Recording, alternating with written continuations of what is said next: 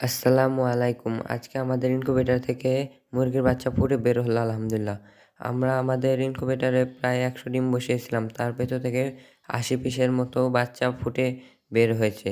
আমরা ৮০ পিস বাচ্চার জন্য ব্রুডার তৈরি করে নিচ্ছি। ব্রুডারে সর্বপ্রথম আমরা ধানের তুষ দিয়ে তারপরে আমরা তার ভেতরে চালা বিছিয়ে দিয়েছি ইনশাল্লাহ। চালা বিছিয়ে দেওয়ার পর আমরা চালার উপরে যেই রশিগুলো বাড়তি থাকে ওই রশিগুলো আমরা কেটে দিয়েছিলাম, কারণ না হলে বাচ্চা এগুলোর ভেতরে পেঁচিয়ে মারা যাওয়ার সম্ভাবনা থাকে। পরে আমরা বোর্ডারের ভেতরে লাইট জ্বালিয়ে দিয়েছি, কারণ আমরা বাচ্চা বের করার আধা ঘন্টা আগে পর্যন্ত আমরা বাচ্চার বোর্ডার গরম করি, কারণ বাচ্চাগুলো দেওয়ার সাথে সাথে যেন একটু তাপ পায়। আমরা এখন বাচ্চাগুলো ইনকিউবেটর থেকে বের করে নিচ্ছি এবং তার পাশাপাশি আমরা আগে থেকেই বাচ্চার ভেতর থেকে ডিমগুলো আলাদা করে নিচ্ছি এবং ওই ডিম থেকেও বাচ্চা ফুটে বের হওয়া শুরু হয়ে গেছে।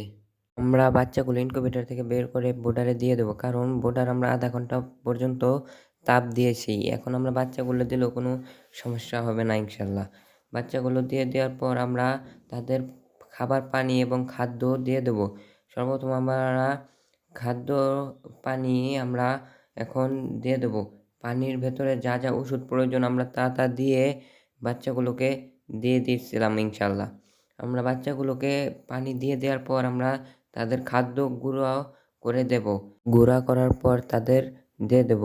আমরা এবারই লাস্টবারের মতো আমরা বাচ্চাগুলো ফুটাবো মুরগির বাচ্চা, কারণ আমরা আর মুরগির বাচ্চা ফুটাবো না।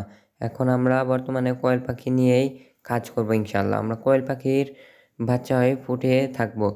যদি কারো 0 থেকে 30 দিন বয়সী বাচ্চা লাগে এবং ডিম পাড়া বাচ্চা পাখি লাগে, তাহলে আমাদের সাথে যোগাযোগ করতে পারবেন ইনশাল্লাহ। আমরা সকল ধরনের বাচ্চাই এখন সেল করি, কারণ আমরা এখন থেকে কোয়েল পাখি নিয়েই কাজ করব। আমরা মুরগির বাচ্চা আর ফুটাবো না।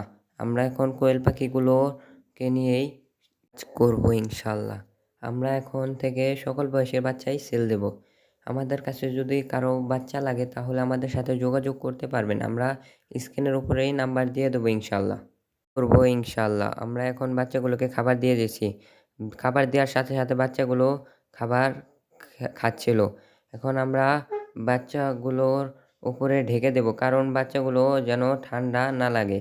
আমরা ঢেকে দেওয়ার পর আমরা কিছু কোয়েল পাখির ডিমও হ্যাচারে দিতে হবে। হ্যাচারে দেব, কারণ আজকে প্রায় 14 দিন কমপ্লিট আমাদের কোয়েল পাখির ডিমের। যদি কারো 0 বাচ্চা লাগে তাহলে আমাদের সাথে 2 দিন পর থেকে যোগাযোগ করতে পারবেন ইনশাল্লাহ। এবং আমাদের জন্য দোয়া করবেন। আসসালামু আলাইকুম। সবাই ভালো থাকবেন। আল্লাহ তাআলা যেন আমাদের খামারে বারাকা দান